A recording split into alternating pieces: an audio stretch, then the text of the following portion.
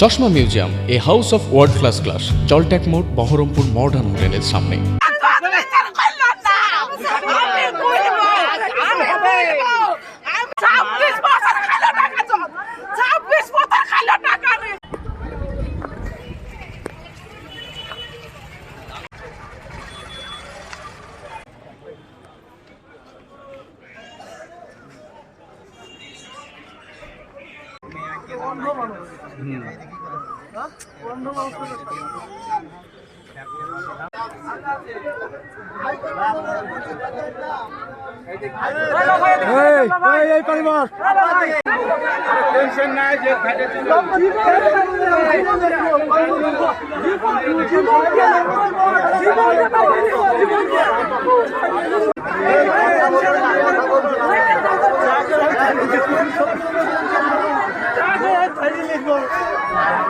হচ্ছে গত ইংরেজি 7/5/2000 সালে সকাল 9টার সময়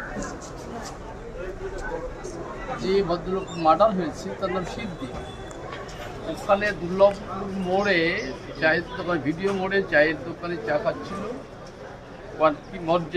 মরজেমের গোডাউন থেকে এই আসামিরা অ্যাসোসিয়েট ছিল 17 জন টুকরা।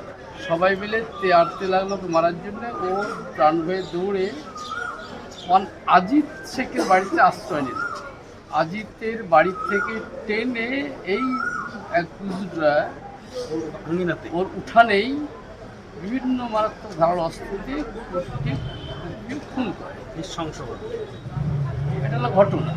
এই মামলাতে পরবর্তী টাইমে দুজন আসামি আবস্কন্ড করে যায়। একজন তো আমাদের এখনো পলাতক, আমাদের একটা হাকিম শেখ, সে বাংলাদেশ পালিয়ে গেছে। আরেকটা আসামি অন্য কোথাও আবস্কন্ড করে আছে, আনোয়ার শেখ, তার নাম হচ্ছে আনোয়ার।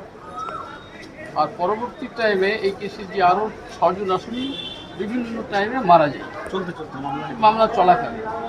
এবং এই মামলা চলাকালীন এখন পর্যন্ত আমরা 9 জন আসামি ট্রায়াল পেলাম বিচারে।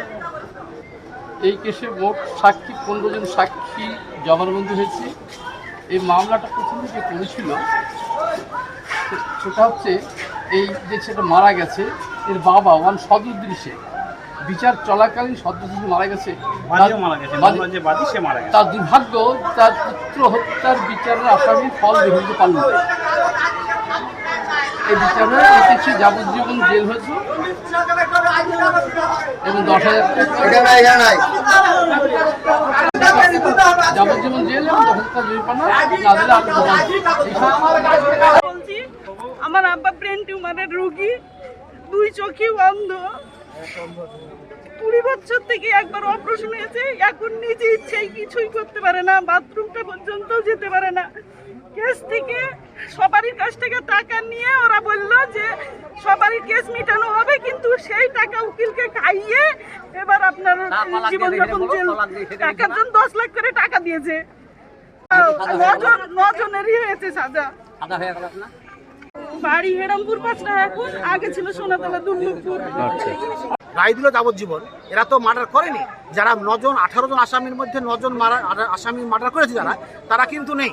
তারা কিন্তু কে বাংলাদেশ পালিয়ে গেছে, কে অন্য চলে গেছে। সাক্ষীতে বলছে যে এরা মার্ডার করেনি, আমরা দেখি না দেখি, অথচ এরাই পড়ে গেছে ফাঁসি জেলে। এদের যাবজ্জীবন হয়ে গেল। তাহলে যারা আসল মার্ডার তাদেরকে কেন হচ্ছে না? তারা কোথায় গেল? আবার সাক্ষী দিয়েছে, যারা সাক্ষী দিচ্ছে তারা 1 নম্বর সাক্ষী নাই। সাক্ষীরা বলছে যে এসব ব্যাপারে কিছু আমরা দেখিনি, এরা মার্ডার করেনি, এরা পার্টি লেভেলে এদেরকে দিয়ে দেওয়া হয়। আমার নাম আনারুল সরকার। আমার বাবা আছে, আমার বাবা ব্যবসা করতো। আমার বাবাকে পার্টিগত ব্যাপারে অন্যায়ভাবে ফাঁসানো হয়েছে এবং আমাদের কাছ থেকে হুমকি দিয়েছে, যে একাধিকবার হুমকি দিয়েছে যে আমরা তোমার কেসটা তুলে নেবো, আমাদেরকে টাকা দাও। আমরা রীতিরকমভাবে যে সভাপতি আছে বাবলু আলম এবং যে আমরা ইন টোটালভাবে 10 লাখ টাকা দিয়েছি, আমাদেরকে মাসের মাস থ্রেড করতে থেকেছে। প্রতিটা থ্রেডে 50,000, 80,000, 1 লাখ টাকা করে দিয়েছি।